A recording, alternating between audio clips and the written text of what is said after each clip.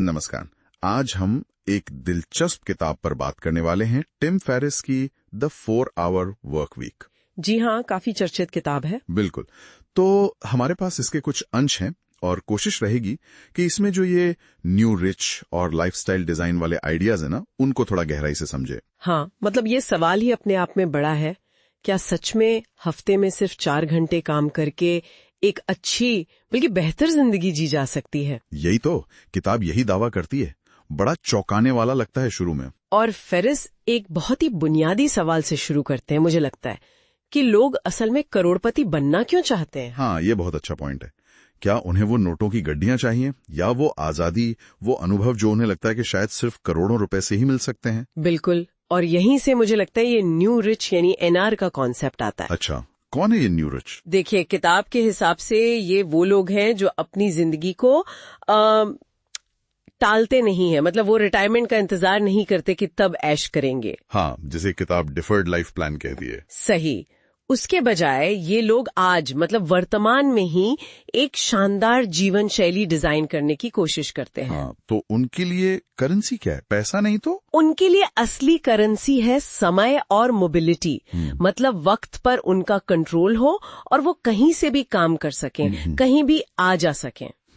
तो ये पारंपरिक सोच वालों से जिन्हें किताब डिफर्स कहती है, उनसे काफी अलग हुए। बहुत अलग। मानसिकता का फर्क है। जैसे डिफर सोचते हैं कि मुझे खुद काम करना है अपने लिए। हाँ, अपना पसीना बहाना है। जबकि एनआर सोचते हैं कि दूसरों से अपने लिए काम कैसे करवाया जाए। हाँ। मतलब सिस्टम बनाना। अच्छा, और रिटायरमेंट वाला पॉइंट?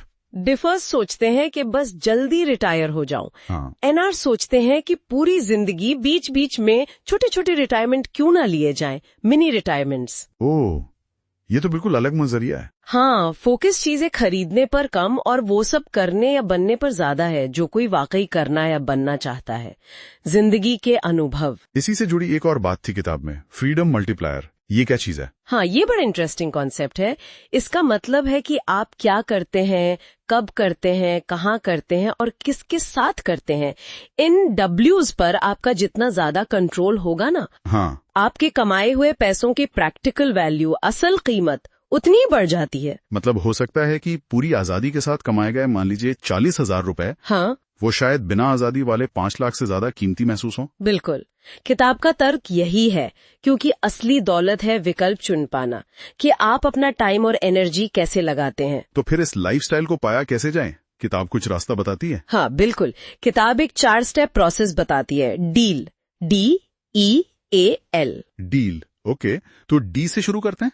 जी, डी है डेफिनेशन यानी परिभाषा। ये पहला कदम है। परिभाषा? किस चीज की परिभाषा? पुरानी सोच को बदलने की। जैसे ये मानना कि बस बिजी रहना ही प्रोडक्टिविटी है या रिटायरमेंट ही आखिरी मंजिल है। इन धारणाओं को चुनौती देना। अच्छा, मतलब अपनी सोच को रीडिफाइन करना। हाँ, और अपने डर को भी परिभाषित करना। मतलब सबसे बुरा क्या हो सकता है अगर मैंने ये रास्ता चुना और मैं उससे निपटूंगा कैसे। ठीक है। और ये भी तय करना कि आपको अपनी मनचाही जिंदगी जीने के लिए असल में कितने पैसों की जरूरत है। अक्सर वो हमारी सोच से काफी कम होती है। ये बात तो सोचने वाली है।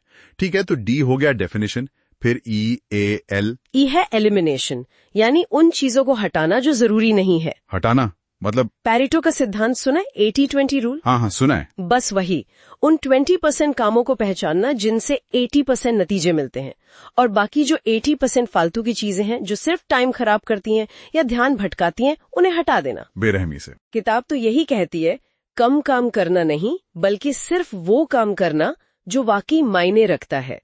ठीक है, एलिमिनेशन। अब ए है ऑटोमेशन, स्वचालन। ऑटोमेशन मतलब टेक्नोलॉजी का इस्तेमाल। हाँ, टेक्नोलॉजी या फिर आउटसोर्सिंग। जो काम जरूरी है पर उनमें आपका खुद का लगना जरूरी नहीं है, उन्हें ऑटोमेट कर दो या किसी और से करवा लो। अच्छा, जैसे वर्चुअल असिस्टेंट वगैरह? बिल्कुल। लक्ष्य है एक ऐसा सिस्टम बनाना जो आपके बिना भी चलता रहे, आपको इनकम देता रहे। ऑनलाइन बिजनेस मॉडल्स इसी में आते हैं। ये तो बहुत प्रैक्टिकल लग रहा है। और आखिर में एल है लिबरेशन, मुक्ति।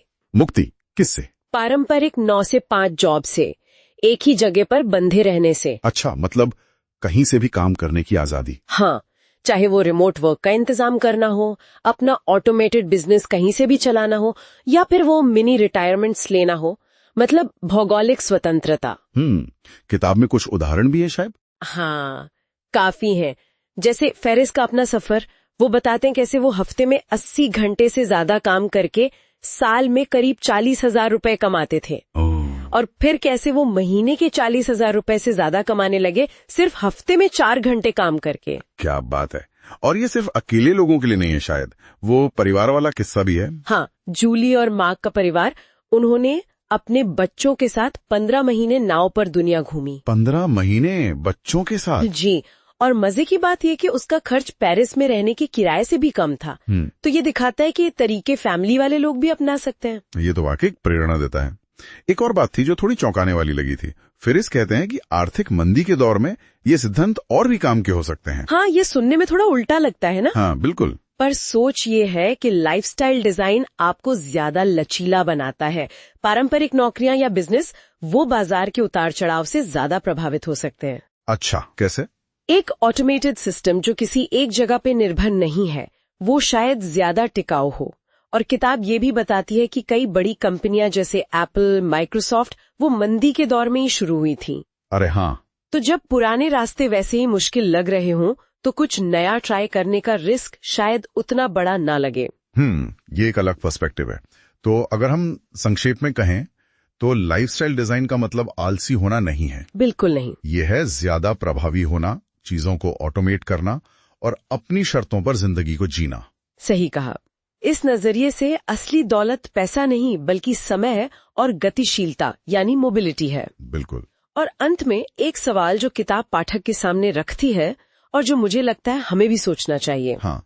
सोचिए, अगर रिटायरमेंट का विकल्प ही न हो तो, मतलब ये ऑप्शन ही हटा दे दिमाग से, तो सिर्फ ये एक सोच आज हमारे काम करने और जीने के तरीके को कैसे बदल सकती है। वाह, ये तो सच में सोचने पर मजबूर करने वाला सवाल है। इस पर जरूर सोचना चाहिए।